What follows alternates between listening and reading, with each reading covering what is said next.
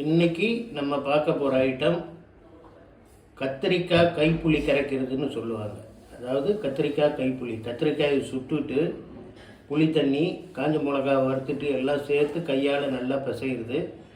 இது தஞ்சாவூர் மாவட்டத்தில் பர்டிகுலராக கும்பகோணத்தில் ரொம்ப பாரம்பரியமான ஒரு டிஷ்ஷு. மத்தியானம் சமையலுக்கு ஒரு சாம்பார் வைக்க முடியல, ஒரு ரசம் வைக்க முடியலன்னா டக்குன்னு இதை பண்ணிவிடுவாங்க. அதே போல் காலையில் டிஃபனுக்கு ஒரு சட்னி அரைக்க முடியல, சாம்பார் வைக்க முடியலனாலும் இந்த ஐட்டத்தை பண்ணிவிடுவாங்க. இது எல்லாத்துக்கும் சூட்டபிள் ஆகிற ஐட்டம். டிஃபன் ஐட்டம் எல்லாத்துக்கும், சாப்பாடு ஐட்டம் எல்லாத்துக்குமே இது சூட் ஆகும். இது எப்படின்னு போக போக உங்களுக்கு காமிக்கிறேன். நான் என்ன பண்ணியிருக்கேன்னா, சைஸில் கொஞ்சம் பெரிய கத்திரிக்காயாக ஒரு 5 கத்திரிக்காய் எடுத்து, அந்த கத்திரிக்காய் மேலே ஃபுல்லாக எண்ணெய் அப்ளை பண்ணி எண்ணெய் தடவிட்டு அது காம்பு பகுதியை வெட்டிட்டு ஒரு கம்பியில் குத்தியிருக்கேன். இதை அப்படியே நம்ம அடுப்பை லோ ஃப்ளேமில் வச்சு சுடணும். ஒன்று ஒன்றா சுடணும்.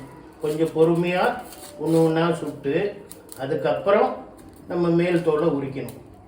இப்போ இது சுட்டதை காமிக்கிறேன் உங்களுக்கு.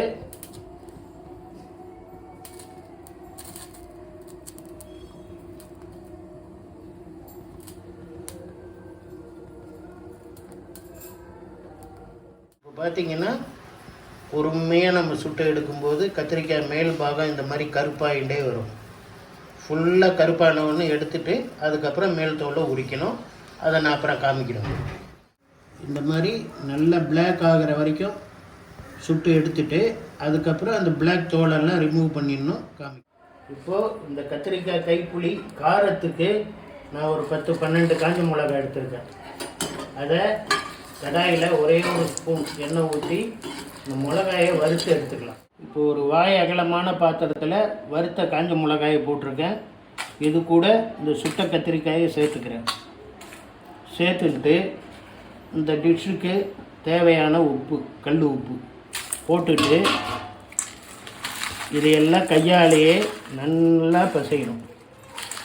எல்லாம் மிளகாவும் மேஷ் ஆகணும், சுட்ட கத்திரிக்காயும் மேஷ் ஆகணும், உப்பு எல்லாம் சேர்ந்து இது பாருங்கள், மிளகாலாம் இந்த மாதிரி உடஞ்சி வரணும். கொஞ்சம் லைட்டாக சூடு இருக்கும்போது பண்ணினா கொஞ்சம் ஈஸியாக இருக்கும் கரைக்கிறதுக்கு. இப்போது இந்த கத்திரிக்காயை நம்ம நல்லா சுட்டு மேலே உள்ள தோல்லாம் ரிமூவ் பண்ணி வச்சுருக்கேன். இது காரத்துக்கு தேவையான ஒரு 10-12 காஞ்ச மிளகா கடாயில் நல்லா வறுத்து வச்சுருக்கேன். கல் உப்பு, புளி தண்ணி, மொத்தமே இந்த 4 ஐட்டம் தான் இந்த டிஷ்ஷுக்கு தேவையான ஐட்டம். இப்போ இதெல்லாம் எப்படி மிக்ஸ் பண்ணி கரைக்கிறதுங்கிறத காமிக்கிறேன். இப்போது கையால் நல்லா பிசைஞ்சு கொடுத்த உடனே கத்திரிக்காயும் நல்லா மேஷ் ஆகிடுத்து, காஞ்ச மிளகாவும் ஓரளவுக்கு நல்லா மேஷ் ஆகிருக்கு. கொஞ்சம் மிளகா திப்பியாக இருந்தால் பரவாயில்ல, இது அப்படி தான் இருக்கணும். 100% நம்ம நைஸாக உடைக்க முடியாது. சில பேர் மிக்சியில் கூட இதை பொடி பண்ணி போடுவா, ஆனால் அது அவ்வளோ டேஸ்ட்டு வராது. கை டேஸ்ட்டு தான் எப்போவுமே நல்லாயிருக்கும். இப்போ இதில் நான் ஊற வச்சு எடுத்துட்ட ஒரு 3/4 லெமன் சைஸ் எடுத்துட்ட புளியை இதில் விட்டுட்டேன். இப்போ இதையும் சேர்த்து நல்லா கலந்துடணும். நல்லா கலந்துட்டா இதுக்கப்புறம் இது கொதிக்க வைக்கிறது, சூடு பண்ணுறது அதெல்லாம் எதுவுமே கிடையாது. இதோட முடிஞ்சுது. புளியோட பச்சை வாசனை இருக்கும், கத்திரிக்காய் சுட்ட வாசனை, காஞ்ச மிளகாய் வறுத்த வாசனை எல்லாம் சேர்ந்து முழுமையான கத்திரிக்காய் கைப்புளி. இப்போ இதுதான் நம்ம பண்ணின இந்த கத்திரிக்காய் கைப்புளியோட ஃபைனல் ப்ராடக்ட்டு. இது இட்லி, தோசை, சப்பாத்தி, சாதத்தில் போட்டு அப்படியே பிசைஞ்சு சாப்பிட்லாம். தயிர் சாதம், ரச சாதம் எல்லாத்துக்கும் தொட்டுட்டும் சாப்பிட்லாம்.